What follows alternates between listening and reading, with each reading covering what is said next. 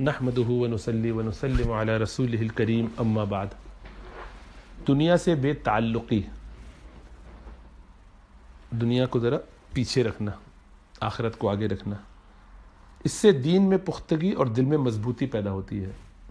اور یہ بات اس طرح پیدا ہوتی ہے کہ ہمیشہ یوں سوچا کرے کہ دنیا ایک ادنا تر درجے کی جگہ ہے اور پھر ختم ہونے والی ہے، خاص کر اپنی عمر تو بہت ہی جلد گزر جائے گی، اور آخرت ایک شاندار چیز اور آنے والی ہے جس میں تو موت بھی نہیں، اور یہ بہت جلدی آنے والی ہے۔ پھر لگاتار یہ واقعات ہونا شروع ہو جائیں گے، قبر کا ثواب، عذاب قیامت کا حساب کتاب،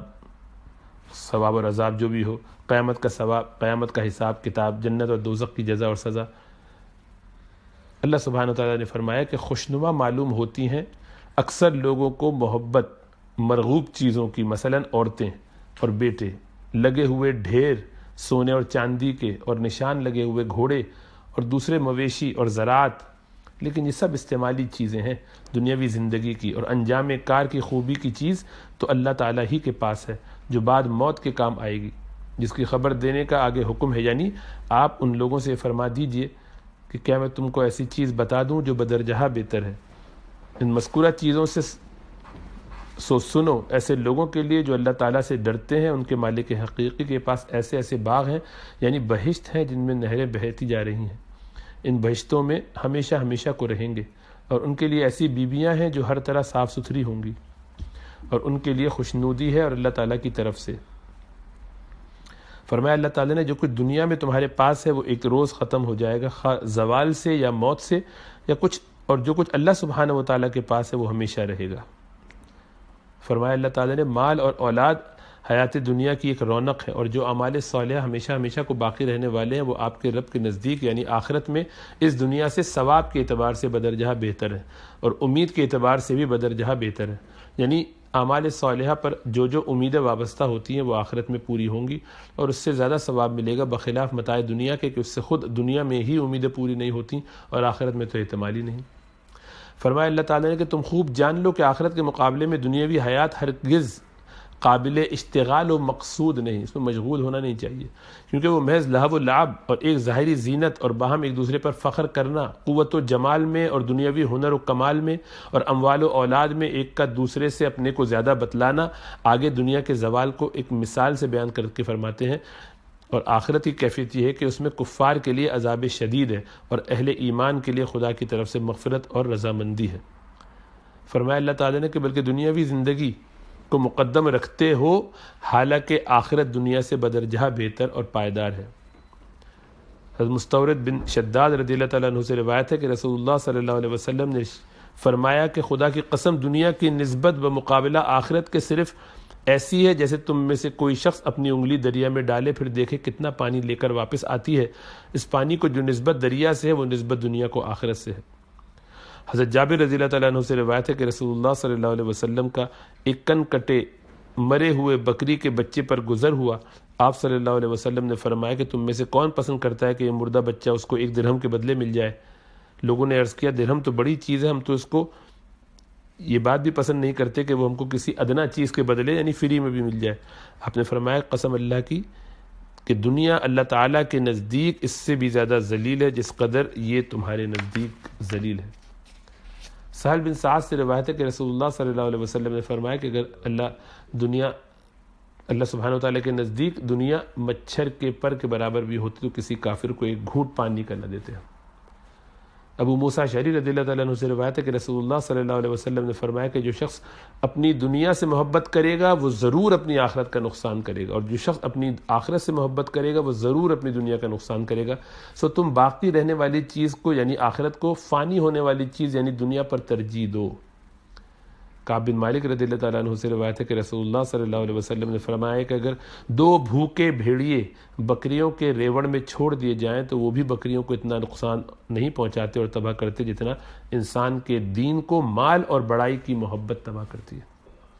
یعنی ایسی محبت کہ اس میں دین کی تباہ ہونے کی بھی پرواہ نہ رہے، اور یہ بڑائی چاہنا دنیا کا ایک بڑا حصہ ہے، خواہ اپنی دینی سرداری ہو جیسے استاد یا پیر یا وائز بن کر اپنی تعظیم و خدمت چاہتا ہو، یا دنیاوی سرداری ہو جیسے رئیس یا حاکم یا صدر انجمن وغیرہ بن کر اپنی شان و شوکت یا حکومت چاہتا ہو، قرآن مجید میں بھی اس کی برائی آئی ہے۔ اللہ تعالیٰ نے فرمایا کہ یہ عالم آخرت ہم ان لوگوں کے لیے مخصوص کرتے ہیں جو دنیا میں نہ تو نفس کے لیے بڑا بننا چاہتے تھے اور نہ فساد، یعنی گناہ اور ظلم کرنا نہیں چاہتے، بس البتہ اگر بے چاہے اللہ تعالیٰ کسی کو بڑائی دے دے اور اس بڑائی سے دین میں کام لے، وہ اللہ تعالیٰ کا انعام ہے، جیسا کہ حضرت ابو ہریرہ رضی اللہ تعالیٰ عنہ سے روایت ہے کہ رسول اللہ صلی اللہ علیہ وسلم نے فرمایا کہ اللہ تعالیٰ بندے سے قیامت میں فرمائے گا کہ میں نے تجھ کو سرداری نہ دی تھی، یعنی اللہ بھی دیتے ہیں، خود دے دیں، خود مل جائے تو ٹھیک ہے، کوئی عہدہ خود مل جائے اس میں اللہ برکت ڈالتے ہیں، اس میں طلب ہو کہ مجھے مل جائے اس میں کوئی خیر نہیں۔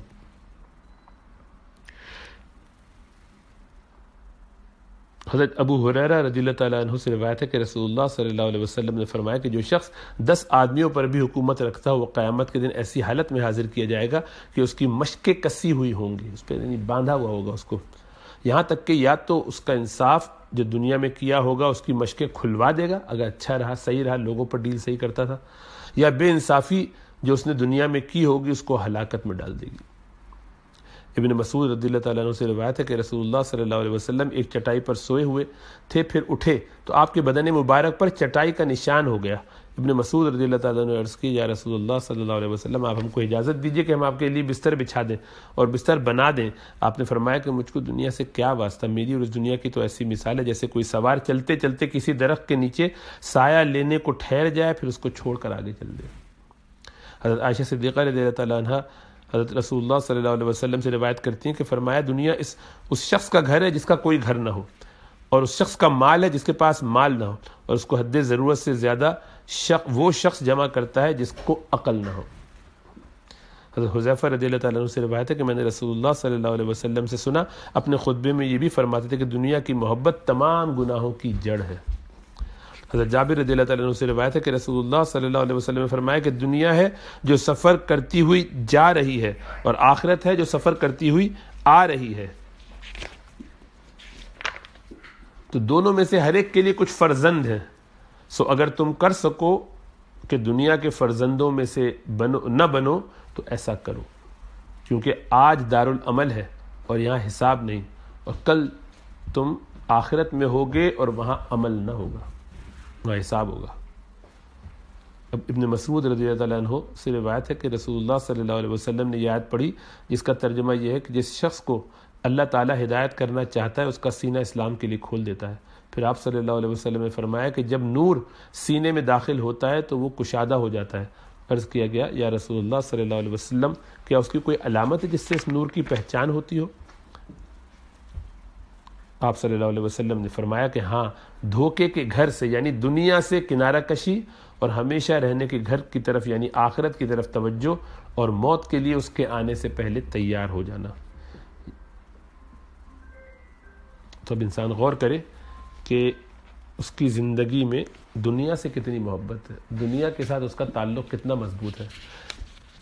یعنی دنیا میں دل لگا ہوا ہے۔ یہ کیسے پتہ چلے گا؟ یہ ایسے پتہ چلے گا کہ جب دنیا کا نقصان ہو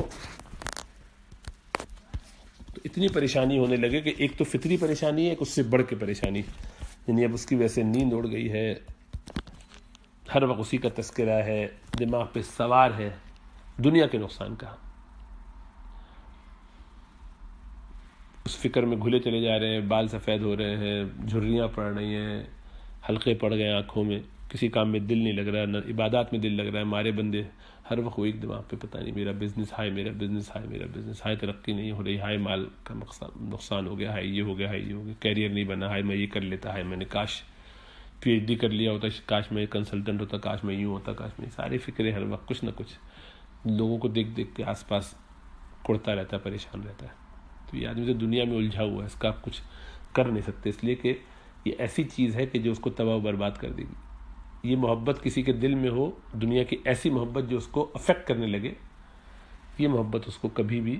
اللہ کی محبت دل میں آنے نہیں دے گی۔ یہ بالکل بیریئر ہے اللہ کی محبت، دونوں محبت ایک ساتھ جمع نہیں ہو سکتی۔ اللہ کی محبت بھی ہو اس درجے کی، ایک ہے فطری محبت، ہلکی پھلکی محبت سب کو ہوتی ہے، اچھا کھانے سے، اچھا پہننے سے، اچھا لگنے سے دل چاہتا ہے صاف ستھرا رہے آدمی، اور لوگ کبھی تعریف بھی کر دیتے ہیں، ویسے کہہ دیتے تو یہ بھی ایک ذرا دل میں اطمینان سا رہتا ہے، تو اس میں کوئی مذائقہ نہیں، ایک حد تک، ایک درجے تک۔ اسی طرح دنیا کا کچھ نقصان ہوتا ہے تو غم بھی ہوتا ہے، تکلیف ہوتی، کچھ مال چھن گیا، کوئی اچیومنٹ تھی وہ نہیں ہوئی، بچہ بیمار ہو گیا بھی پتہ چلا، تو اس سے تھوڑی سی وقتی پریشانی ہوئی، لیکن لمحے بھر کے بعد، کچھ دیر کے بعد، گھنٹے بھر کے بعد بھول گئے. اب سارے سر پڑ کے پورے گھر والے بیٹھ گئے، ہائے ہائے ہائے کیا ہوگا، پوری دنیا اب ہماری ہولڈ پہ آ گئی، بالکل ہی سب رک گیا، سب معاملہ ختم. اب صبح شام یہی سوچ رہے ہیں، کوئی اور زندگی میں ہم کام کر ہی نہیں سکتے سوائے یہ سوچنے کے کہ ہمارے گھر میں کیا ہو گیا. ہائے ہائے ہائے، ایسے لوگ ہیں. کوئی بیماری آ جاتی ہے اس سے سب کچھ چھوڑ کے بیٹھ جاتے ہیں. کسی کا انتقال ہو جائے پورا گھرانہ سوگ مناتا رہتا ہے. ابھی ایک طالب علم نے ہمارے ایک سوال کیا کہ ابا کو انتقال ہوئے ابھی 2 ہفتے ہوئے ہیں، اور ہمارے گھر میں ہمارے جو دوسرے بھائی صاحب ہیں وہ کہہ رہے ہیں کہ وہ ان کی شادی رکی ہوئی تھی ابا کی بیماری کی وجہ سے، تو وہ شادی کرنے کا کہہ رہے ہیں. تو میرا تو دل نہیں چاہتا کہ میں اس شادی میں جاؤں. کوئی لحاظ نہیں، کوئی ادب نہیں، کچھ انتظار کرتے کچھ. اور یہ بظاہر دیندار لڑکا ہے. تو میں نے اس کو سمجھایا، میسج بھیجا میں نے اس کو تفصیل سے. میں نے کہا دیکھو تمہارے بھائی نے جو تقاضا کیا ہے بالکل شرعی تقاضا ہے اور جائز تقاضا ہے. شادی کسی کے انتقال کی وجہ سے نہیں رکنی چاہیے. ہاں 3 دن تک سوگ ہے تو 3 دن تک سوگ منا لیو. جی لیے 3 دن تک سوگ منایا جا سکتا ہے، 3 دن تک سوگ منا لیں. 3 دن کے بعد اب بس بھول جاؤ، اب اپنی نارمل زندگی میں آ جاؤ. شادی اس وجہ سے نہیں رکنی چاہیے کہ ابا کا انتقال ہو گیا تو اب 10 کے بعد اور 40ویں کے بعد اور سال کے بعد شادی کریں گے. کیا بیتو کی بات. شادی ایک شرعی ضرورت ہے، ایک عبادت ہے، اور اس کو اس وجہ سے ڈیلی نہیں کرنا چاہیے. اور پھر یہ بھی سوال اپنے آپ سے کرنا چاہیے یہ کر کیوں رہے ہیں. شادی ہم 3 دن تک کے بعد بھی نہیں کریں گے، یا ہفتے بھر بعد یا 2 ہفتے کے بعد یا مہینے بھر بعد کرتے ہوئے ہمیں اور کیوں لگ رہا ہے. اس لیے کہ کلچر یہ ہے کہ ہمارے یہاں لوگ 40ویں تک کچھ نہیں کرتے. گھر میں ماتم کی سی فضا بنائے رکھتے ہیں دکھانے کے لیے، سامنے ایسا رہتا ہے. اپنی انفرادی زندگی میں کہ ہمارے گناہ چھوٹتے ہیں، اللہ کی نافرمانیاں چھوٹتی ہیں، کھانا پینا، یاشیاں کرنا، وہ سب تو کام چلتا رہتا ہے. لیکن بھائی دنیا میں یہ بتانے کے لیے شادی نہیں ہوگی، جو شرعی ضرورت ہے، شریعت کا جو تقاضا ہے وہ پورا نہیں ہو، باقی سارے کام 2 نمبر ہی ہو رہے ہیں. گھر میں ٹی وی بھی چل رہا ہے، گھر میں موسیقی بھی چل رہی ہے، جو کچھ اچھل کود ہے وہ ہو رہا ہے. لیکن دنیا کو یہ بتانے کے لیے کہ جناب ہمارے گھر میں ہم نے شادی ڈیلے کر دی، ابا سے اتنی محبت تھی ہمیں.